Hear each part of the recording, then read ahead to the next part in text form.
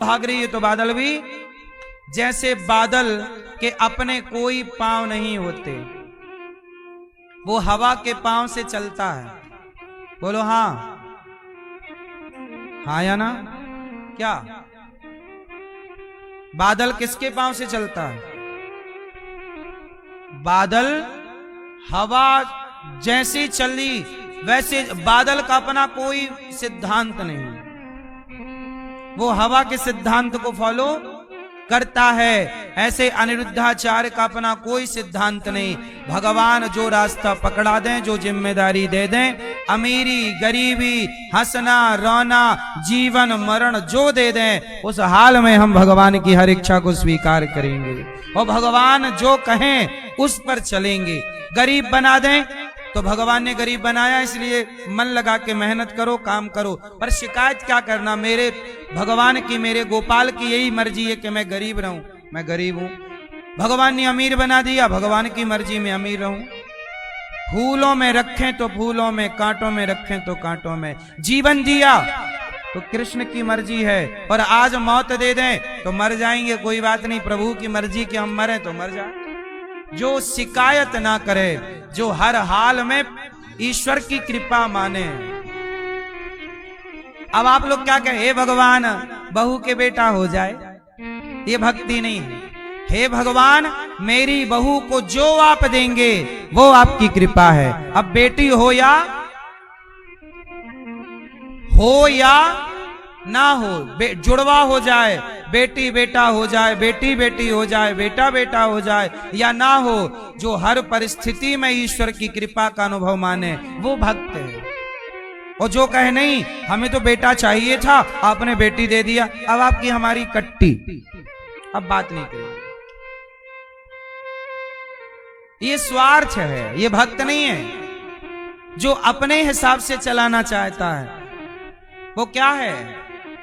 वो स्वार्थ है। और जो भगवान के हिसाब से चलना चाहे वो, हाँ, जैसे बादल हवा के हिसाब से चलते हैं, ऐसे भक्त भगवान के हिसाब से चले। हम बादल बने कृष्ण के और जहां वो चलाएं। इसलिए तो भक्त कहते हैं कि हाँ, जहां ले चलोगे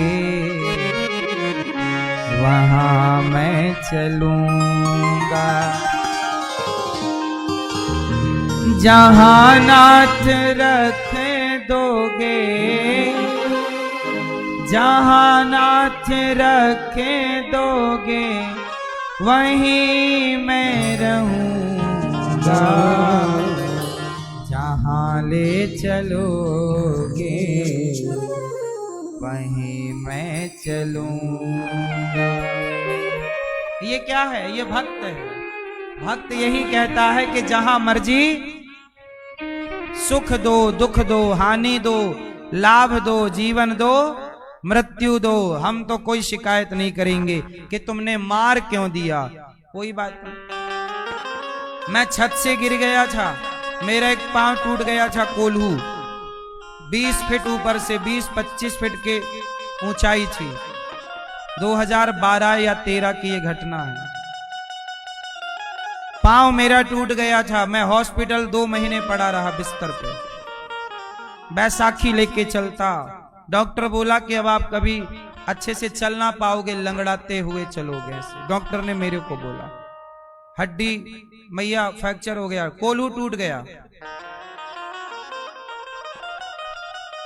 लेकिन जब कोल्हू टूटा, एक पांव मेरा टूटा तो दूसरा पांव मेरा सही था।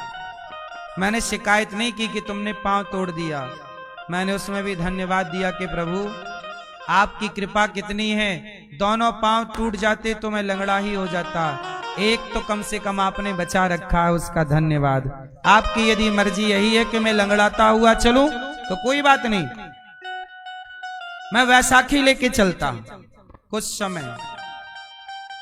फिर मैं वैसाखी लेके ना, मेरा मन नहीं लगा, मैं हॉस्पिटल से 2-3 महीने बाद छूटा तो पड़े पड़े हालत खराब हो चुकी थी, बहुत दिनों से धाम छूटा, तो मैं ना चित्रकूट चला गया वैसाखी लेके, घर वालों को बताए बिना। दवाइयां चल रही थी, कोई एक गोली लेके नहीं गया। मैं भागा चित्रकूट और उसी लंगड़ेपन में बैसाखी से मैंने लंगड़ाते हुए कामता नाथ जी की परिक्रमा लगाई और मैंने कहा कि प्रभु यदि आपकी यही इच्छा है कि मैं लंगड़ा होके चलूं तो मुझे कोई शिकायत नहीं है आपसे। अब देखो, यदि आपने खड़ा किया, 20 फीट से गिराया, मार दिया होता तो मर गया होता, पर आपने जिंदा रखा है तो अब आज्ञा दो कि शरीर को क्या आज्ञा है, क्या करें हम आगे। हमने अपने आप को सौंप दिया और जब सौंपा तो भगवान ने ऐसा ठीक किया कि अब देखो मैं लंगड़ाता भी नहीं हूं, मैं दौड़ता भी हूं। कोई नहीं कह सकता कि मैं कभी फ्रैक्चर हुआ था। डॉक्टर ने जब फाइनल एक्सरा किया आखिरी में, उसको भी आश्चर्य हुआ। डॉक्टर ने खुद बोला था कि पांव छोटा हो जाएगा क्योंकि हड्डी टूट गई है, कई टुकड़े हो गई थी। अब जोड़ेगी तो थोड़ा सा छोटा, जब जोड़ेगी तो कुछ तो फर्क पड़ेगा, पर कुछ भी नहीं, सब ठीक जस का तस। भगवत जाने भगवान। लंगड़े को गीता में एक श्लोक है, मूकम करोति वाचालम पंगुम लंघयते गिरिम। जब भगवान कृपा करते हैं ना तो गूंगा भी बोलता है। मेरे जैसा गूंगा बोल रहा है और मेरे जैसा लंगड़ा यदि कामता नाथ जी की परिक्रमा कर लिया तो ये बल मेरा नहीं था, भगवान का बल तब भी था, भगवान का बल आज भी है और आगे भी भगवान के बल से ही ये जिंदगी चल रही है और चलती जाएगी। मुझे ना जीने का शौक है ना मरने का। मार दो तो मर्जी आपकी, जिलाओ तो मर्जी आपकी, हंसाओ तो आपका, रुलाओ तो आपका, खिलाओ तो आपका, भूखा रखो तो आपका। ये गुण, ये लक्षण आप इस तरह से समर्पण करें कि हर परिस्थिति में कृपा का दर्शन करें। यही भक्त का लक्षण है। भक्ति किसे कहते हैं, भक्त किसे कहते हैं, भक्ति किसे कहते हैं, ये परिभाषा अलग हो जाएगी। भक्त किसे कहते हैं? भक्त कहते हैं जो अपने आप को भगवान के हवाले कर दे और जो मर्जी प्रभु की, ईश्वर की मर्जी में अपनी मर्जी माने, अपनी कोई इच्छा ना हो। ये लक्षण भक्त का है। यदि आप इस तरह से समर्पित हैं तब तो जीवन में बदलाव होगा, वरना कुछ नहीं बदलाव। बोलो हाँ।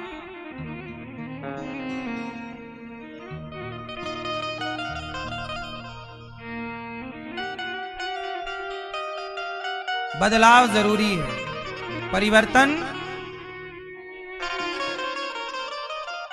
और वो बदलाव क्या है? हाँ, अब सौंप दिया इस जीवन का सब भार तुम्हारे हाथों। यही है, ये भक्त का लक्षण है। अब आप लोग क्या करते हो? इतनी बड़ी डिमांड लेके भगवान, हे भगवान ये दे दो, ये दे दो, ये ऐसे मांगते हो जैसे भिखारी हो।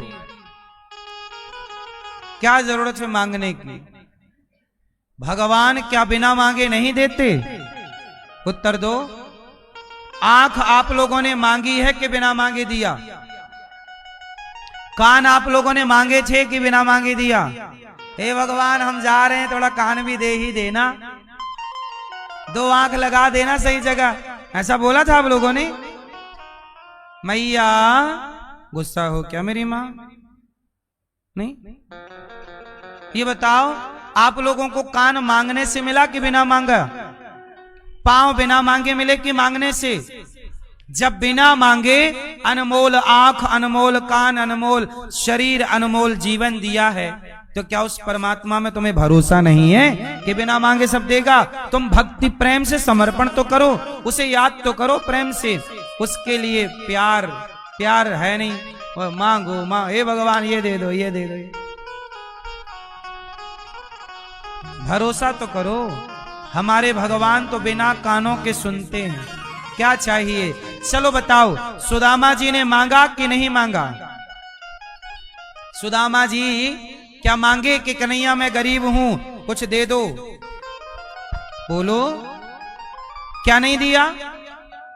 बोलो मेरी मां, क्या सुदामा को बिना मांगे नहीं दिया? तो आपको नहीं देंगे? आपको मांगने से देंगे?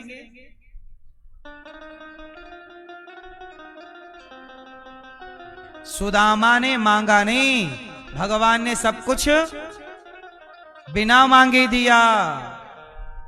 बोलो हां। विभीषण ने मांगा नहीं, लंका का सिंहासन बिना मांगे दिया। समर्पण किया तो भगवान ने भी अपने को समर्पित कर दिया। हनुमान जी को, अच्छा हनुमान जी ने क्या मांगा भगवान से? क्या मांगा? मांगा सबको राजा बनाया, विभीषण को राजा, सुग्रीव को राजा। हनुमान जी को क्या बनाया? राम जी ने क्या बनाया? बताओ, विभीषण बड़े, सुग्रीव बड़े कि हनुमान जी बड़े? बोलो। सबको राजा बना के बड़ा बनाया, पर हनुमान जी को अपने चरणों में बिठा के भगवान ने कहा मेरी पूजा होगी, उससे पहले हनुमान आपकी पूजा होगी और मेरे से ज्यादा होगी। इसलिए राम के मंदिर कम, हनुमान जी के मंदिर।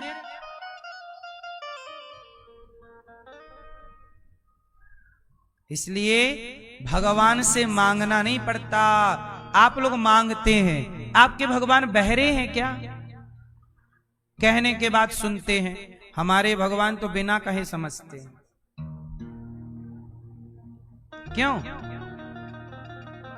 आप लोग ऐसे मांगते हो जैसे भगवान बहरे हों। भगवान हाँ अंदर की आवाज को सुनते हैं,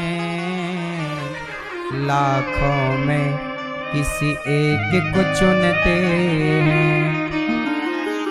अंदर की आवाज को सुनते हैं, लाखों में किसी एक को चुनते हैं। वो सब जान लें, पहचान लें, एक बार ये अपना मान लें, फिर आकर गले लगाएंगे। राधे राधे बोल श्याम आएंगे, आएंगे श्याम आएंगे। उद्धव जी गए ज्ञानी बनकर और गोपियां हैं प्रेमी। अच्छा, ज्ञान और प्रेम को तराजू में रखा जाए तो किसका पलड़ा भारी होगा, ज्ञानी का कि प्रेमी का? ज्ञान और प्रेम में अंतर क्या है? ज्ञानी भगवान को पकड़ता है और भक्त को भगवान पकड़ते हैं, बस इतना। इसलिए ज्ञानी बनना अच्छा है, पर भक्त बनना और भी अच्छा है। इसलिए भक्त कौन? जो समर्पण कर दे। हर इच्छा, सारी इच्छाएं किसकी? हमारी कोई इच्छा नहीं है प्रभु, मर्जी आपकी। भगवान का विवाह जाम्बवंत की बेटी जाम्बवती से संपन्न हुआ। त्रेता के जाम्बवंत जी ने द्वापर में अपनी पुत्री से विवाह भगवान का कराया। तीसरा विवाह भगवान का सत्यभामा से हुआ। चौथा विवाह भगवान का यमुना जी से हुआ। ये यमुना जी कौन है? भगवान की पत्नी है। चौथी। पांचवा विवाह भगवान का मित्रविंदा के साथ हुआ। छठवां विवाह भगवान का सत्या के साथ। सातवां विवाह भगवान का भद्रा के साथ। आठवां विवाह भगवान का लक्ष्मणा के साथ। आठवां विवाह किसके साथ? लक्ष्मणा। भगवान के 8 विवाह संपन्न हो गए। भौमासुर नाम का एक दैत्य था, 16,100 पत्नियां थी उसकी। अब भौमासुर नाम का एक दैत्य था, उसने 16,100 कन्याओं को बंदी बनाया और कह रहा था कि जब 20,000 कन्याएं हो जाएंगी तो मैं सबसे विवाह करूंगा। तो अभी उसके कैद खाने में 16,100 कन्याओं को जोड़ लिया और उसका सपना था 20,000 हो जाएंगी, मैं एक साथ 20,000 कन्याओं से विवाह करूंगा। भगवान ने भौमासुर को मारा और उन कन्याओं को जेल से मुक्त किया। जाओ देवियों, किराया भाड़ा लो, अपने अपने घर जाओ। कन्याओं ने कहा, प्रभु हम कहां जाएं, अब हमें कौन स्वीकार करेगा। घर जाएंगे तो घर वाले कहेंगे तुम पर पुरुष के पास रही हो, अब तुम्हारा ब्याह किससे करें, कौन करता, अब तो हमारा ब्याह होगा नहीं। अब ऐसा करो कि हमें जहर दे दो, हम मर जाएं, क्योंकि अब जीते जी सम्मान तो मिलेगा नहीं। पराये पुरुष के पास कोई नारी रह जाए तो सारी जिंदगी, उस जमाने में आज भी क्या उस नारी को सम्मान मिलता है जो पराये पुरुष से संबंध रखती है? बोलो।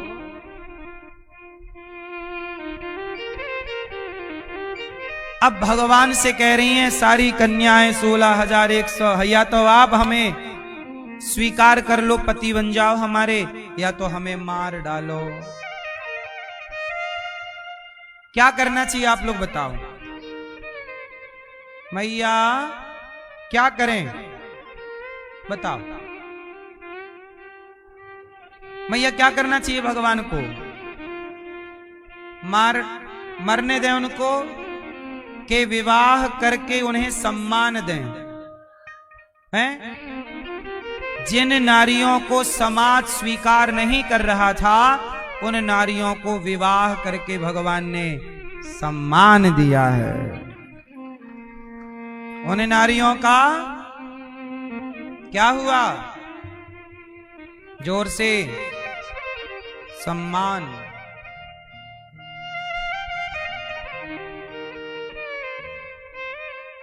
इसलिए भगवान ने उन कन्याओं से विवाह किया और टोटल विवाह हो गए 16,108 विवाह, 16,108 विवाह।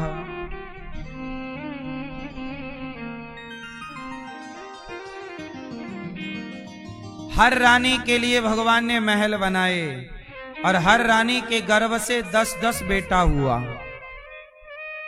भगवान के कितने बेटे हुए हैं? मैया मोबाइल निकालो अपना, भैया जोड़ो, ये छोरा मोबाइल निकालो। 16,108 गुणित 10 करो, 16,108 गुणित 1,68,000, 16,108 गुणित 10, 160, 1,61,000, 1,61,000 बेटे हैं भगवान के। भगवान कृष्ण के कितने बेटे हैं? 1,61,000। और आपके?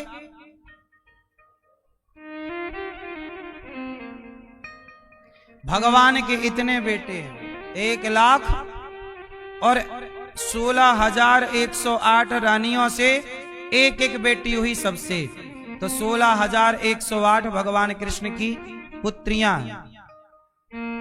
ऐसे भगवान। अच्छा भगवान ये बताओ, 16,108 पत्नियों में 15वें नंबर की पत्नी से कम मिलते रहे होंगे और 5वें वाली से कम मिलते रहे होंगे और 2,000वें नंबर वाली से कम, अलग अलग मिलते कि एक साथ? बोलो।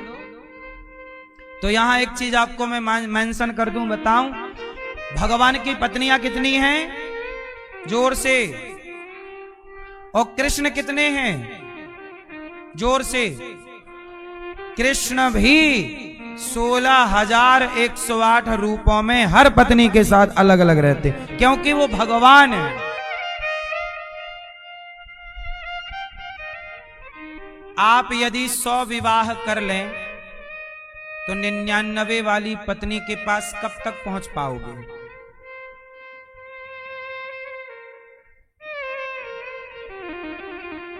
एक में ही आदमी परेशान है।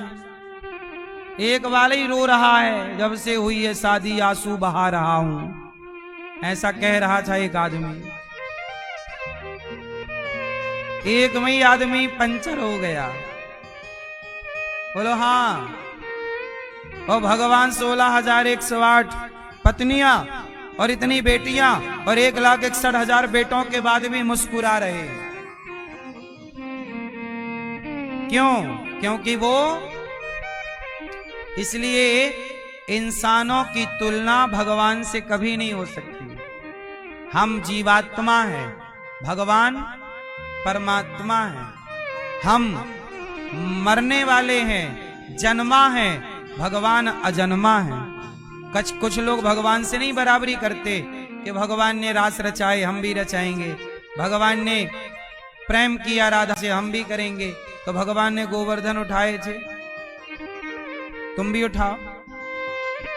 कालिया नाग पर नृत्य किया था, तुम भी जरा देख लो एक आध कालिया। भगवान भगवान, इसलिए इंसान को इंसान की तरह सोचना चाहिए। भगवान की बराबरी हम नहीं कर सकते। बोलो हाँ। भगवान के इतने सारे विवाह हुए, क्यों विवाह हुए? ये 16,000 वेद की ऋचाएं हैं। भगवान, मैंने कई बार इसकी एक कथा बताई है कि 16,000 भगवान के विवाह क्यों हुए। कहो तो एक कथा है, छोटी सी बता दूं, क्योंकि जानकारी हो तो पूरी हो, नहीं तो अधूरी जानकारी से संशय हो जाता है, डाउट। सुनो, आपने बद्रीनाथ कभी गए होंगे? बद्रीनाथ, बद्रीनाथ में किसकी पूजा होती है? जोर से। बद्रीनाथ में कौन भगवान है? बद्रीनाथ में नर नारायण भगवान है। तो बद्रीनाथ में नर नारायण भगवान तपस्या कर रहे थे।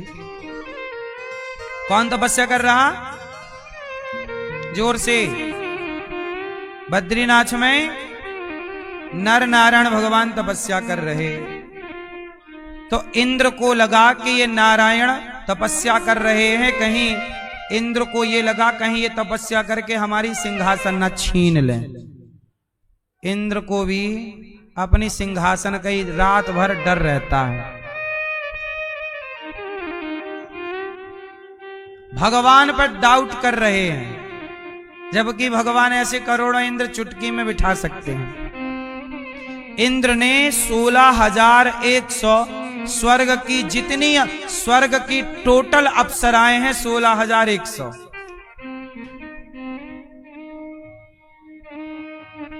है ना? वीआईपी से वीआईपी और लोकल से सब तरह की वैरायटी, गोरी काली लंबी ठिगनी मोटी पतली सब, टोटल 16,100 अप्सराएं थी इंद्र के पास। सारी अप्सराओं को कह दिया जाओ नर नारायण की तपस्या भंग करो। अब आई 16,000 इंद्र की आज्ञा से करने लगी वो अपना नाच गाना। कामदेव भी आए, बाण चलाए भगवान नारायण पे, पर भगवान पे काम का क्या प्रभाव होगा? अब सराय नाच वाच के थक गई, उनका सब फूल वूल के सब बिखर गए माला वाला। भगवान की समाधि खुली। जब बहुत शोर शराबा हुआ तो भगवान ने देखा तो कन्याओं को लगा हाँ हाँ हाँ हाँ, अप्सराओं को लगा अब खुली समाधि। भगवान ने कहा बैठो, थक गई होगी बैठो। भगवान ने अपनी जंघा पे हाथ मारा ऐसे, तो जंघा से भगवान ने एक सुंदर सी अप्सरा को प्रकट कर दिया, उर्वशी। और जब उर्वशी को प्रकट किया तो उनके आगे जितनी 16,100 वो सुंदरियां थीं, अप्सराएं, वो भगवान की उस अप्सरा के आगे वो अप्सराएं फीकी पड़ गईं। वो बोली राम राम, इनकी तो जांघ से ऐसी प्रकट हो रही हैं तो हमारी क्या जरूरत है। भगवान बोले सुनो, ये अप्सरा ले जाओ, इंद्र को भेंट करना जाओ। हम तपस्या कर रहे हैं, हमें कोई इंद्रासन नहीं चाहिए, जाओ इंद्र से कह देना शांति से आराम से सोए। सारी अप्सराएं लज्जित हो गईं। कहा प्रभु ये बताओ हम और कब तक ऐसे नाचती रहें? ऐसा करिए आप हमें स्वीकार कर लो। भगवान नारायण बोले कि हम स्वीकार कर लेंगे तो भी इंद्र का मनोरथ पूरा हो जाएगा। हमारी तपस्या बिगाड़ने भेजा है और तुमसे ब्याह कर लेंगे तो बिगड़ जाएगा। 16,100 सारी जिद पकड़ ली, प्रभु आप हमारे पति बन जाओ, हम आपको छोड़ेंगे नहीं, पति आप बनो हमारे। भगवान बोले अभी हम तपस्या कर रहे हैं, अभी आप सब स्वर्ग जाओ, हम द्वापर में आएंगे कृष्ण बनकर, तब आप 16,100 अप्सराओं से तब आप प्रकट होना धरती पे, हम आपसे विवाह करके आपका मनोरथ पूरा करेंगे, जाओ। तो भगवान ने उनको वचन दिया था कि हम विवाह करेंगे। ये स्वर्ग की अप्सराएं थी, सबसे विवाह किया और 16,100 वो अप्सराएं और 8 भगवान की मुख्य पटरानियां। बात समझ में आई? 8 अलग है। 8 में कौन कौन है? 8 में एक लक्ष्मी है। 8 में एक कौन है? लक्ष्मी। लक्ष्मी जी कौन है? जोर से, रुक्मणी जी। एक विरजा माता है जो 4 नंबर की यमुना जी। एक पृथ्वी माता है, एक पृथ्वी। ये पृथ्वी भी भगवान की पत्नी है। पृथ्वी कौन है? भगवान की पृथ्वी माता भगवान की पत्नी है। तो ये भगवान की एक पत्नी है सत्यभामा। बोलो हाँ, सत्यभामा पृथ्वी माता का ही अवतार है। भूदेवी, लीला देवी, श्री देवी, ये सब भगवान की पत्नियां हैं। तो इनमें 8 मुख्य और 16,100 अप्सराएं, टोटल 16,108 भगवान ने विवाह किए। तो क्यों विवाह किए? कारण ये था, वरदान दे दिए थे। एक दिन भगवान कृष्ण का रुक्मणी जी से ना बात हो गई। क्या? भगवान कृष्ण बोले रुक्मणी तुमने हमसे क्यों विवाह कर लिया? तुम्हारा तो शिशुपाल से तय था।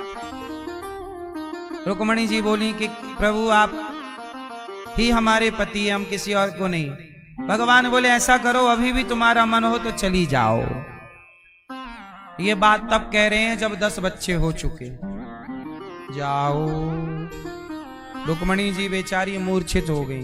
भगवान ने चतुर्भुज रूप से 2 हाथों से पकड़ा, एक हाथ से पसीना पहुंचा रुक्मणी जी का, एक हाथ से पंखा झलका रहे।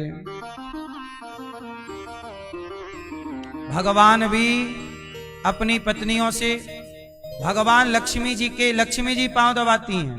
बोलो हाँ, वहां बैकुंठ में लक्ष्मी जी पांव दबाती हैं और यहां वही लक्ष्मी जब राधा रानी बन के आती हैं तो श्याम सुंदर राधा रानी के पांव दबाते हैं। श्याम सुंदर किसके पांव दबाते हैं? बात समझ में आई है? पत्नी पांव दबाती हैं पति के। नहीं दब, आप लोग नहीं दबाती? मैया आप पांव दबाती हो अपने पति के?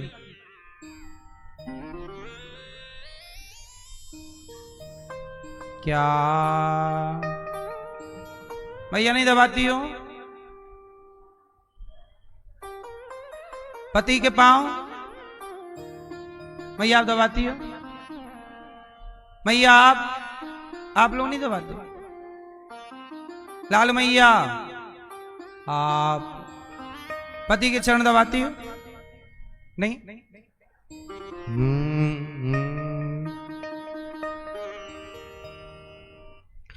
इसमें ऐसे शर्माने वाली बात क्या है? पति के पांव दबाना चाहिए। और श्याम सुंदर भी राधा रानी के पांव दबाते हैं। तो पति लोग सुन रहे हो?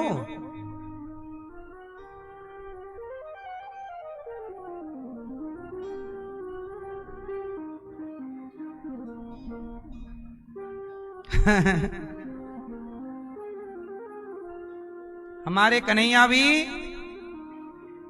कहते हैं ना, जो राधा नाम न हो तो रस राज विचारो रो तो, जो राधा नाम न हो तो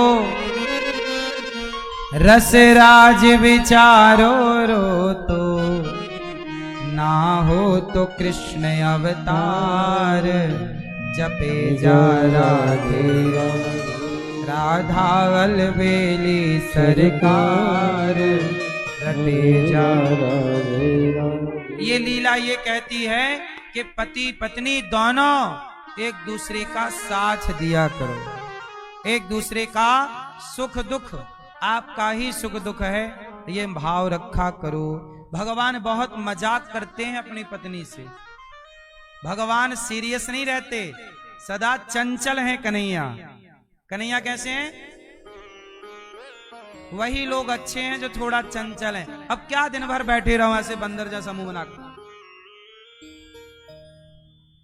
थोड़ा हंस लो, थोड़ा मुस्कुरा लो, थोड़ा बात कर लो, थोड़ा झूम लो, कहीं मौका मिले थोड़ा नाच लिया करो। कुछ लोग हैं ना, नहीं हमको नाचना नहीं आता। अरे नाचने का कह रहे हैं, जहर पीने का नहीं। नाच लो, जिंदगी मिली है बिंदास जी लो। नाचता कब है व्यक्ति? जब दुखी होता है तब, या जब सुखी होता है तब? हाँ,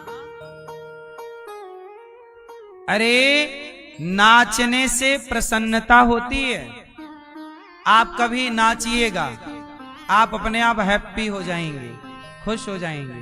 बोलो हाँ। इसलिए हम कहते हैं अपने घर की कुंडी लगा के पति पत्नी बेटा बेटी दादा दादी सब लोग एक भजन चलाओ, सब घर में आधा घंटा नाचा करो। श्री कृष्ण गोविंद हरे मुरारी, नाचो कूदो, क्या जिंदगी जीना बिंदास। बोलो हाँ। स्वस्थ भी रहोगे, पसीना आएगा, नाचोगे, स्वस्थ रहोगे, उछलोगे कूदोगे, खुशियां बढ़ेंगी। बाप बेटे का हाथ पकड़ के नाचे, बेटा बाप का हाथ पकड़ के नाचे, बहू सास का हाथ पकड़ के नाचे। बोलो हाँ, नाचो, खुश रहो। अब नहीं, हमें नाचना नहीं आता, नहीं आता, सीख लो, कोई पैसा लग रहा है।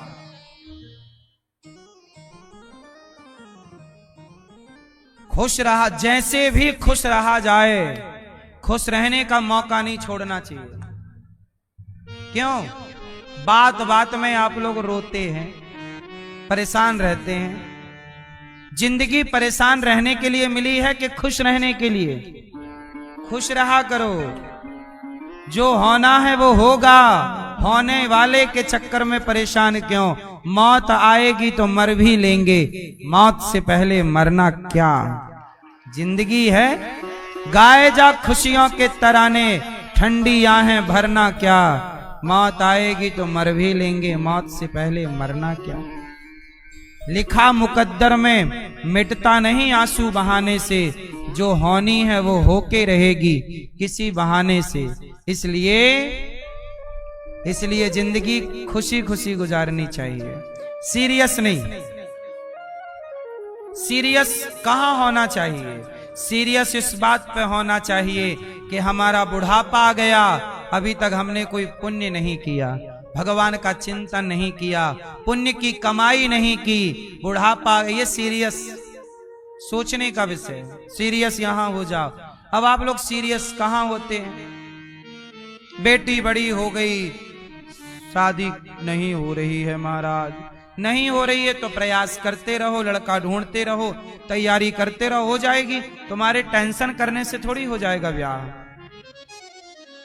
घर नहीं बन रहा है महाराज, बड़े टेंशन में है। टेंशन लेने से घर बन जाए तो हम भी लेते हैं टेंशन। टेंशन लेने से नहीं, मेहनत करो, अच्छी प्लानिंग करो, पैसे बचाओ, खुश रहो, घर बनेगा। मेहनत करने से सब होगा, सोचने से, टेंशन लेने से नहीं होगा। वही उतना ही सोचो जितना ठीक ठाक है। सोच सोच के डिप्रेशन में ना जाओ, वर्तमान को ना बिगाड़ो भविष्य की चिंता से। चिंता कर रहे हो 2030 की, और खड़े हो 2026 में, 30 तक पहुंच पाओगे इसकी भी कोई गारंटी है? जहां तक अब वो एक बार क्या हुआ, एक पति पत्नी जज साहब के पास पहुंच गए। पति बोला मैं अपने बेटे को डॉक्टर बनाऊंगा, पत्नी बोली नहीं मैं तो इंजीनियर बनाऊंगी। पति क्या बोला? डॉक्टर बनाऊंगा। पत्नी क्या बोली? ध्यान से सुनना, पत्नी क्या बोली? इंजीनियर बनाऊंगी। दोनों में लड़ाई हो गई।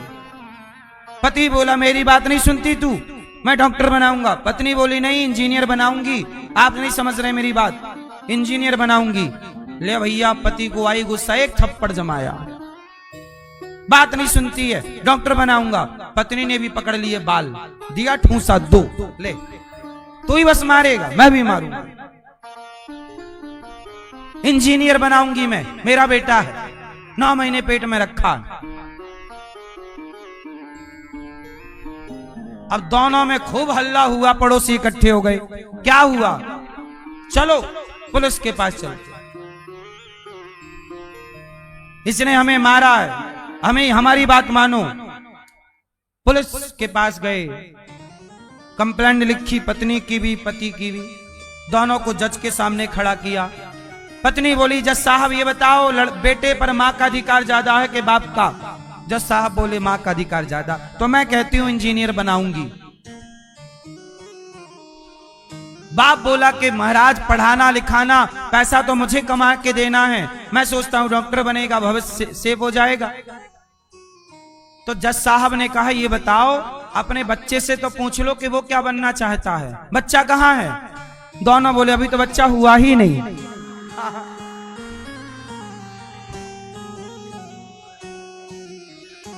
अभी बच्चा नहीं हुआ और लड़ाई चालू है,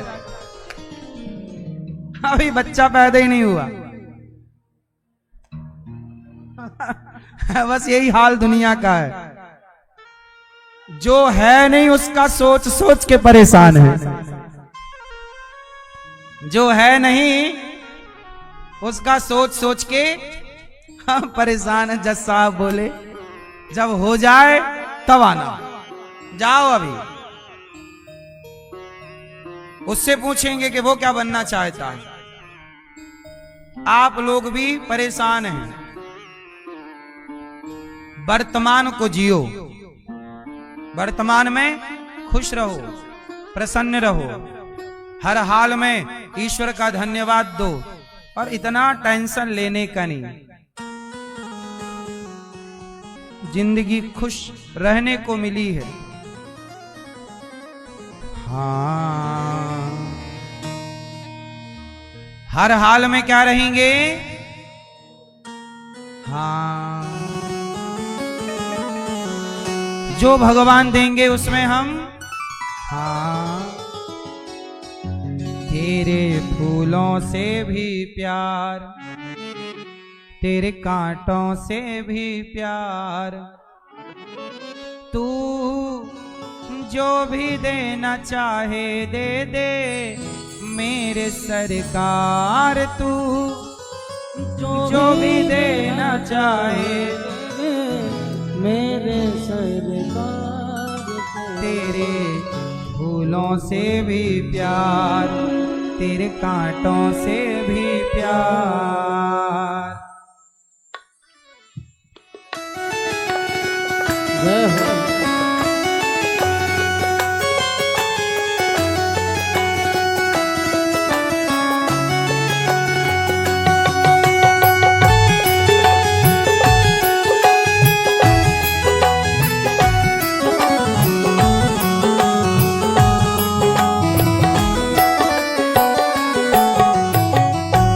तेरे फूलों से भी प्यार, तेरे फूलों से भी प्यार, तेरे कांटों से भी प्यार, तेरे कांटों से भी प्यार, तू जो भी देना चाहे दे दे मेरे सरकार, तू जो भी देना चाहे दे दे मेरे सरकार, तेरे फूलों से भी प्यार, तेरे कांटों से भी प्यार।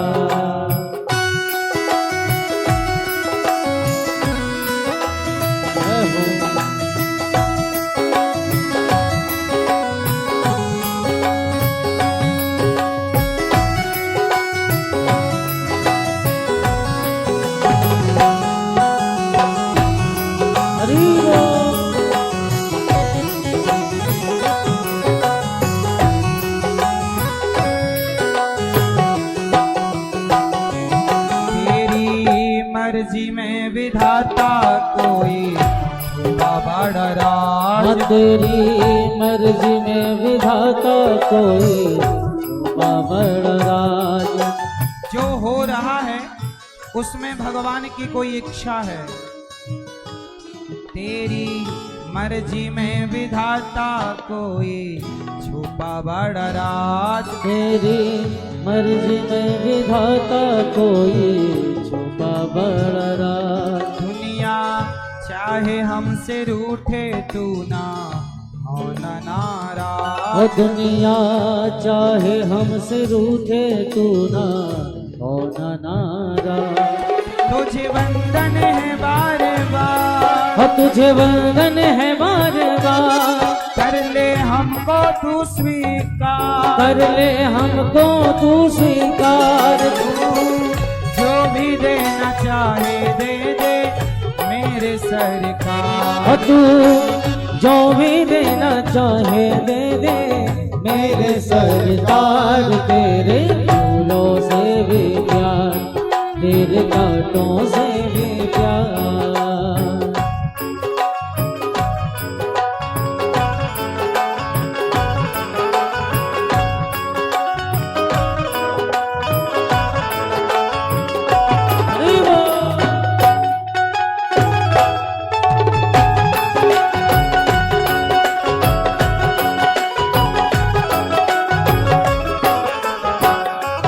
हमको दोनों है पसंद तेरी धूप और छाँव। हमको दोनों है पसंद तेरी धूप और छाँव। दाता किसी भी दिशा में ले चल जिंदगी की नाव। दाता किसी भी दिशा में ले चल जिंदगी की नाव। चाहे हमें लगा दे पार। चाहे हमें लगा दे पार। या डूबा दे तू मझधार। या डूबा दे तू मझधार।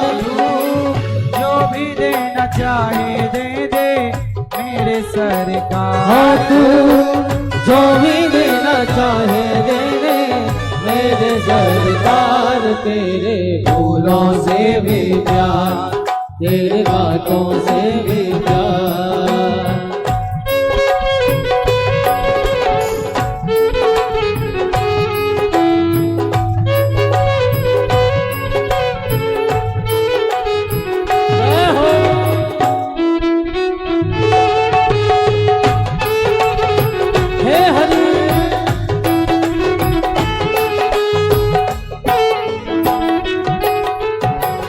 भक्ति और भाव का। भक्ति और भाव का। भक्ति और भाव का। भक्ति और भाव का मजा लीजिए भागवत कथा का मजा लीजिए। भागवत कथा का मजा लीजिए। भक्ति और भाव का। भक्ति और भाव का। भक्ति और भाव का।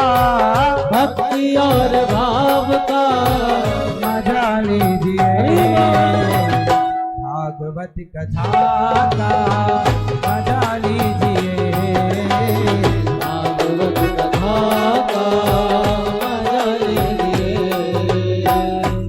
हमको अब देखो चाहे सुख दे या दुख, चाहे खुशी दे या गम। ओ चाहे सुख दे या दुख, चाहे खुशी दे या गम। मालिक जैसे भी रखेंगे वैसे रह रह लेंगे हम। हो मालिक जैसे भी रखेंगे वैसे रह लेंगे हम। चाहे खुशी भरा संसार, चाहे खुशी भरा संसार, यादें आंसुओं की धार, यादें आंसुओं की धार, तू जो भी देना चाहे दे दे मेरे सरकार। तू जो भी देना चाहे दे दे मेरे सरकार। तेरे फूलों से भी प्यार, तेरे कांटों से भी प्यार, तेरे फूलों से भी प्यार, तेरे कांटों से भी प्यार। तू जो भी देना चाहे दे दे मेरे सरकार।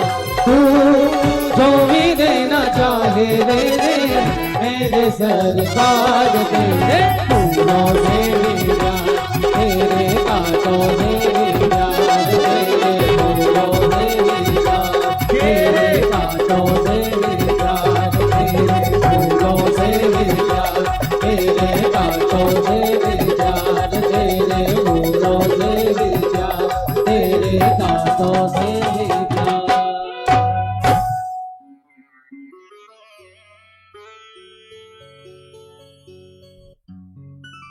चाहे सुख दे या दुख, चाहे खुशी दे या गम, मालिक जैसे भी रखेंगे वैसे रह लेंगे हम। चाहे खुशी भरा संसार, यादें आंसुओं की धार, तू जो भी देना चाहे दे दे मेरे सरकार। तू जो भी देना चाहे दे दे मेरे सरकार। तेरे फूलों से भी प्यार। इसलिए हर परिस्थिति में खुश रहो, यही भक्त है। भगवान ने अनिरुद्ध का विवाह बाणासुर की बेटी उषा के संग कराया। राजा नृग पर कृपा की, गौदान किया था राजा नृग ने, जिस गौदान के कारण राजा नृग का उद्धार हुआ। जीवन में गौदान जरूर करना चाहिए। मैया बोलो राधे राधे। गौदान जरूर करना चाहिए। कौन सा दान? जीवन में गौदान जरूर करना चाहिए। गौदान गाय ही वैतरणी से पार लगाती है। और हमारे यजमान परिवार आपकी ओर से हमारी मैया श्रीमती कमलेश अरोड़ा जी और श्रीमान सत्यपाल अरोड़ा जी की तरफ से इन्होंने गौदान भी किया, भागवत भी सुन रहे हैं, संतों को अन्नदान भी किया, वृद्ध माओं को नाश्ता भी कराया, रसोई भी बंटवाई। यहाँ जितनी सेवाएं चल रही हैं सारी सेवाओं से इन्होंने अपने आप को जोड़ा है। सारे पुण्य के अच्छे काम आपने कर लिए। जीवन में अच्छे काम कर लेने चाहिए। भगवान ने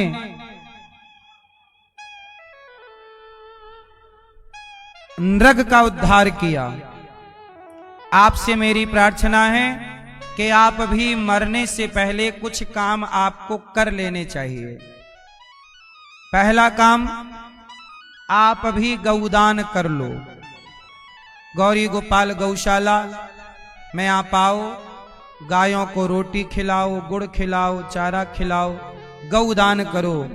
यहाँ पर गायों की सेवा गौरी गोपाल आश्रम में ये दास आप लोगों से भिक्षा मांग करके करता है।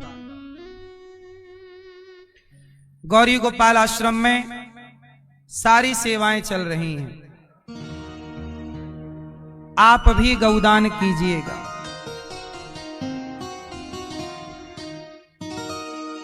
पहला काम गाय का दान। अच्छा, गौदान करने से जब धरती पे अत्याचार बढ़ता है तो धरती किसका रूप बना के भगवान के पास जाती है? धरती गाय का रूप बना के भगवान से प्रार्थना करती हैं कि धरती पे पाप बढ़ गया। तो कहते हैं गौदान करने से संपूर्ण धरती दान करने का पुण्य प्राप्त हो जाता है। इसलिए गाय का दान, जब नंद बाबा ने सुना कि मेरे बुढ़ापे में पुत्र हुआ, तो पुत्र के नाम से नंद बाबा ने गौदान किया।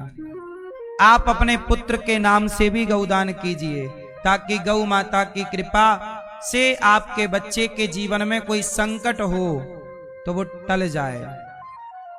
गौदान करने से संकट नहीं होता, गौ माता सारे संकटों को टाल देती है।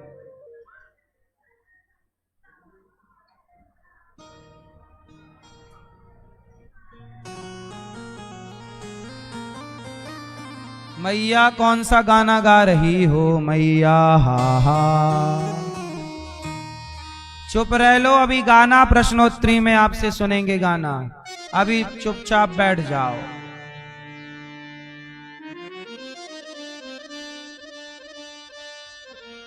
सुनो, भगवान श्री कृष्ण यही कहना चाहते हैं, बेटे का जन्मदिन हो, बेटी का जन्मदिन हो। पहले के जमाने में पिता जब कन्यादान करता था तो बेटी को गाय देता था कि नहीं? पहले बेटी के साथ गाय जाती थी और बेटी ससुराल में उस गाय को देखकर ये कहती थी कि ये मेरी मायके की गाय है। उसका उस गाय से संबंध था, कोई साथ चले न चले गाय चलती थी। इसलिए हर पिता कन्यादान जब करता है तो कन्यादान पूरा तब होता है जब कन्यादान के साथ गौदान हो। हर पिता बेटी के दान में गौदान देता कि नहीं? ये रिवाज है या नहीं? बोलो मेरी माँ। आज बेटियों के विवाह में गौदान होता है? अब नहीं होता, अब कुत्ता दान होता है। बहू कुत्ता लेके जाती है, मेरा डॉगी, मेरा डॉगी, मेरा शेरू। जमाना क्या से क्या हो गए देखते देखते। गाय से चले, कुत्ते में आके अटक गए। आकाश से गिरे और कहां लटके? खजूर में। गाय से यात्रा प्रारंभ हुई और कहां पहुंच गए? कुत्ता। गौदान होता है कि कुत्ता दान? इसलिए जीवन में एक बार गौदान जरूर कीजिएगा। बेटी के विवाह में, पुत्र के जन्म पर पुत्र के नाम से, ये जीवन में होने वाला संकट। पहले आपने देखा होगा अकाल मृत्यु कम होती थी, पहले नहीं के बराबर थी। क्यों? पहले सबके घर में गाय थी और गाय का एक सिद्धांत होता है, यदि आपके घर में गाय है और गाय की यदि आपने सेवा की सही सही, यदि आपके गाय की सेवा आपके घर पे हो रही है और आपके घर में कोई संकट आने वाला है, माना कि किसी की अकाल मृत्यु आने वाली है, तो गाय वो मृत्यु अपने ऊपर लेकर गाय मर जाती है और उस घर की रक्षा करती है। गाय को ऐसे ही माता नहीं कहते। कई बार गाय अचानक मर जाती है, मतलब स्वस्थ, कल तक बढ़िया थी, पता चला खत्म हो गई। अचानक क्यों मर गई?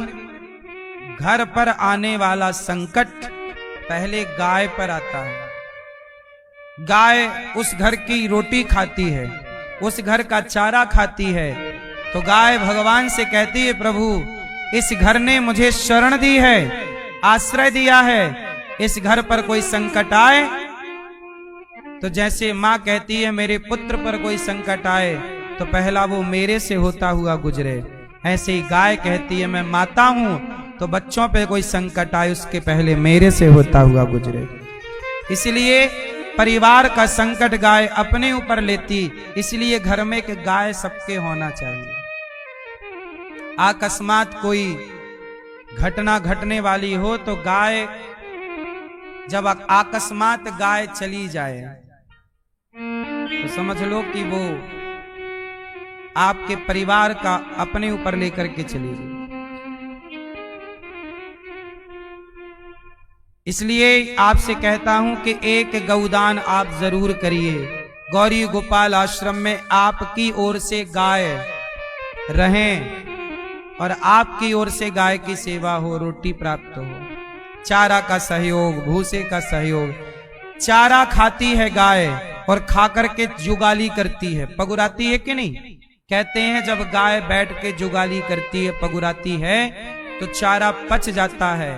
तो कहते हैं चारा देने वाले का जो पाप होता है, केवल चारा पेट में नहीं पचता गाय के, देने वाला जो चारा देने वाला व्यक्ति, जैसे आपने चारा दिया, भूसा दिया, आपने रोटी दी, तो केवल आपकी रोटी चारा भूसा नहीं पचाएगी, आपके पापों को भी पचाकर समाप्त कर देगी। जब गाय के आप यहां हाथ फेरते हो तो गाय ऊपर सिर करती है, मानो गाय भगवान से कहती है प्रभु इसने देखो हमसे प्रेम किया है, हमारी सेवा कर रहा है, हे प्रभु आप इसकी रक्षा करना। इसलिए गाय को माता कहते हैं हर तरफ से। गाय के गोबर में लक्ष्मी का वास है। चलो बताओ, आज गैस महंगी होने लगी तो खलबली मच गई कि नहीं? पहले सबके घर में गाय के गोबर के कंडे ओपले थे, गैस ही नहीं थी तब के जमाने में। कहां सिलेंडर था? तो क्या तब लोग भूखे मरते थे? तब गाय के कंडे से चूल्हा जलता था सबके घरों में। बोलो हाँ। जब खेत पर अनाज नहीं होता था, सिंचाई नहीं थी, तब गाय का दूध पीकर, दही पीकर, मक्खन खाकर, घी पीकर लोग अपना गुजारा करते थे। बोलो हाँ। जब पेट भर भोजन नहीं था ना, तब पेट भर लोग दूध दही घी पीते थे, एक एक गिलास घी पी जाते थे। बोलो हाँ। दादाजी आप बताइए, पुराने लोग घी पीते थे? हाँ या ना? आज के लोग पी पाएंगे घी पीना मतलब संपूर्ण आहार है, दूध संपूर्ण आहार है। आजकल वही गाय जिसने इस राष्ट्र की सेवा की, आज वही गाय कसाई खाने पे मर रही है, कोई सुनने वाला नहीं। आप लोगों से कहते हैं कि एक एक गाय घर पे रखो, तो आप लोग अपना बहाना बना देते हैं कि हम तो फ्लैट में रहते हैं, हम तो रख नहीं सकते। फ्लैटों में रहने वाले भी गाड़ी रखते हैं कि नहीं? दो दो रखते हैं कि नहीं? जब फ्लैटों में रहने वाले गाड़ी रख सकते हैं 50 लाख की, 20 लाख की, तो एक गौ माता क्यों नहीं रख सकते? जहां चाह है वहां राह है, चाह ही नहीं है तो राह क्यों होगी? दूध ही पीना है आप सबको, गैया नहीं रखना। इसलिए गाय सबके घर होनी चाहिए, गौदान किया करो। जीवन में पहला पुण्य गौदान, दूसरा पुण्य जीते जी अन्नदान जरूर करना। सबसे बड़ा दान कौन सा? अन्नदान। इसलिए गौरी गोपाल आश्रम में अखंड अन्न सेवा चलती है। आप भी एक सेवा पकड़ लो, संतों को भोजन की सेवा, एक रोटी। कल एक दादाजी आए, कल या परसों उन्होंने बोला कि महाराज मैं संकल्प लेता हूं कि मैं जब तक जीऊंगा एक रोटी नित्य की, रोज की मैं गौरी गोपाल में संतों के लिए भेजता रहूंगा। मेरी ओर से एक रोटी। गौरी गोपाल में 1 लाख रोटियां रोज बनती हैं, अखंड रसोई चलती है ना, तो एक रोटी आप निरंतर। बोले जब मैं मर जाऊंगा तो मैं अपने बेटी को कहकर जा रहा हूं, बेटा तो मेरी सेवा करता नहीं, मैं अपनी कुछ संपत्ति बेटी को दे रहा हूं, तो बेटी से कहूंगा कि तू जब तक जिंदा रहना तो एक रोटी की सेवा करते रहना। आप लोग बच्चों को प्रॉपर्टी दे के जाते हैं, अच्छी बात है, एक जिम्मेदारी भी तो देकर जाओ कि बेटा तुम्हें ये जिम्मेदारी दे रहे हैं कि तुम एक रोटी की सेवा गौरी गोपाल में करते रहो। इसी बहाने आपका बेटा धर्म करता रहेगा। एक रोटी क्या मायने रखती है, इसी बहाने वो जुड़ किससे जाएगा? गाय की सेवा से, संतों की सेवा। अन्नदान होता रहेगा, साइड में अन्नदान नित्य का नियम बनाओ। एक रोटी दो, आप जिस योग्य हैं 5 रोटी 10 रोटी नियम बनाओ, हम अन्नदान करेंगे। एक दिन का संपूर्ण, जब बेटी बेटे का जन्मदिन आए तो सब संतों को भोजन आप बंटवाइए कि आज का भोजन हम कराएंगे। सारे सेवा से अपने आप को जोड़िएगा जरूर। अन्नदान सबसे बड़ा दान है। वृद्ध माओं को अन्नदान करिए कि आज का भोजन माओं को हम कराएंगे, सभी माओं को हम भोजन कराएंगे। 312 वृद्ध माएं हैं, नाश्ता आप कराइए माओं को, भोजन आप कराइए। ये बूढ़ी माओं का कौन सहारा है? सब छोड़कर अपने बच्चे चले गए, आप भी छोड़ देंगे सेवा तो कौन रोटी देगा इन माओं को? कौन सहारा बनेगा? आप भी रोटी जरूर दीजिएगा मेरी माँ, अन्नदान कीजिएगा। कल यहाँ पर देखा आपने 21 बेटियों का विवाह हुआ। आप भी इन बेटियों के विवाह में अभी 25 अप्रैल से 25 अप्रैल को फिर यहाँ पर लगभग 20 बेटियों का, 20 से अधिक ही होंगी, फिर बेटियों का विवाह होगा। किसी का घर बसाने से कितना सुकून मिलता है ना, कितनी बढ़िया नींद आती है कि चलो आज कुछ अच्छा हो गया इस शरीर से। बोलो हाँ। जीवन में सुख पाना चाहते हैं तो किसी बेटी का घर बसाओ, किसी का घर बसाओ, उजाड़ो मत। कल यहाँ इतनी बेटियों का घर बसाया गया। आपके सहयोग से आपको मैं धन्यवाद देता हूं कि आपके सहयोग और आशीर्वाद से यहाँ इतनी बेटियों का विवाह संपन्न हुआ। भगवान ने राजा नृग पर कृपा की। आप भी गौरी गोपाल आश्रम में जो बेटियों का विवाह होगा 25 अप्रैल को, फिर से आप भी एक बेटी का कन्यादान जरूर कीजिए और एक बेटी का सहारा जरूर बनिएगा। राजा नृग पर कृपा की, पांडुरंग काशीराज द्विविद पर कृपा की। जरासंध के जेल से भगवान ने 20,800 राजाओं को मुक्त किया। सबने कहा कृष्णाय वासुदेवाय हरये परमात्मने प्रणतक्लेशनाशाय गोविंदाय नमो नमः। ये श्लोक भागवत जी का है, आप लोग याद कर लीजिएगा। इस श्लोक का यदि आप नित्य पाठ करते हैं, 10-20 बार जाप कर लेते हैं तो जीवन में कोई संकट नहीं छुएगा आपको। कृष्णाय वासुदेवाय हरये परमात्मने प्रणतक्लेशनाशाय गोविंदाय नमो नमः। ये श्लोक किसने बोला था? ये श्लोक से जरासंध के जेल में जो 20,800 राजाएं बंदी थे, उन्होंने कृष्ण के आगे ये स्तुति की थी। भगवान ने उनका संकट दूर किया, हमारा और आपका भी करेंगे। जरासंध का उद्धार हुआ, शिशुपाल पर कृपा हुई। शिशुपाल रोज कितनी गालियां देता था? 100। भगवान 100 गालियां रोज सुनते थे चुपचाप। आप भी 2-4 गालियां सुन लिया करो। जरूरी नहीं है हर बात का रिप्लाई करना, जरूरी नहीं है हर बात का जवाब देना। भैया जरूरी है? क्या जरूरत है बोलने की? जहां बोलना जरूरी है वहां जरूर बोलिए, जहां आवश्यकता ना पड़े वहां क्यों बोलना है? क्या जरूरत है बोलने की? बोलने की बिल्कुल जरूरत नहीं है। वहां ना बोलिए जहां बिल्कुल आवश्यकता ना हो। भगवान नहीं बोले, जब 101 भी गाली हुई तो सिर काट दिया। दया, भगवान कहते हैं पहले क्षमा करो। 1 बार 2 बार क्षमा जरूर करना चाहिए। गलती हुई है, सबसे होती है, उसे क्षमा करो।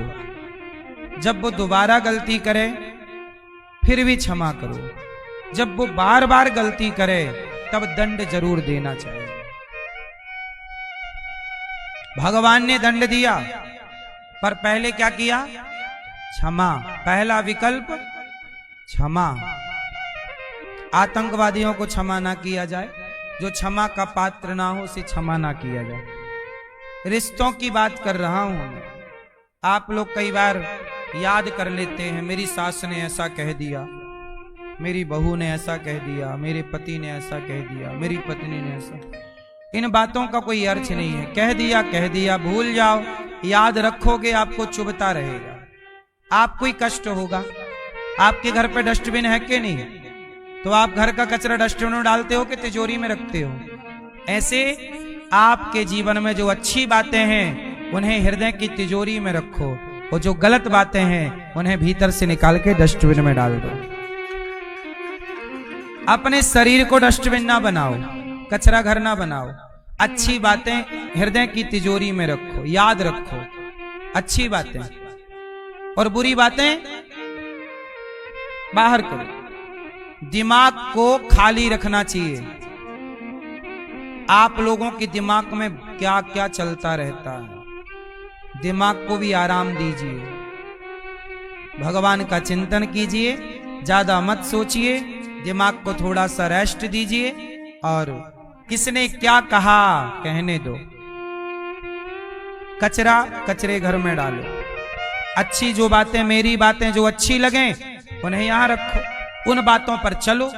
उनको कहा जा रहा सच बोलो, तो सच की बात हृदय में रखो और सच पे चल पड़ो। क्यों भैया? अब बुरी बात, मैंने कथा 7 दिन सुनाई, आप लोग भूल जाओगे। और एक मैया बोली, गुरुजी हमारी सास ने गाली दे दी। हमने कहा भूल जाओ। कैसे भूलें? कब दी थी गाली? 10 साल पहले। 10 साल पुरानी बात याद है। कल कथा में हमने क्या सुनाए, बहुत लोग भूल गए होंगे। अच्छी बात भूल जाते हैं, बुरी बात याद रखते हैं, इसलिए आप बुरे हो जाते हैं, क्योंकि आपको याद बुराई है, आपको याद अच्छाई। जो व्यक्ति, देखो 2 लोग होते हैं, एक चलनी होती है, आटा चालने की चलनी, एक होता है सूपा, सुपड़ा। सुपड़ा समझते हैं? ऐसे सुपड़ा और चलनी में क्या अंतर है बताओ? चलनी अच्छाई को गिरा देती है, अच्छे आटे को गिरा के कचरा कचरा बचा लेती है अपने पास चलनी, और सुपड़ा गंदगी उड़ा देता है और अच्छाई बचा लेता है। तो आप बताओ कि जीवन कैसा हो, चलनी जैसा हो कि सुपड़े जैसा? बोलो। साधु ऐसा चाहिए जैसे सूप स्वभाव, सार सार को गही लहे, थोथा दे उड़ाए।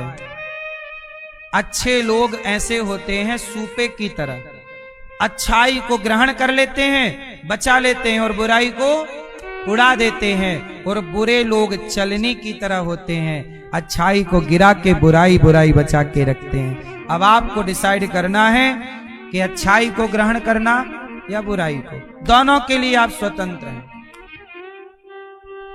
शराब पीने के लिए भी स्वतंत्र हैं और दूध दही पीने के लिए भी स्वतंत्र हैं। क्या पीना है?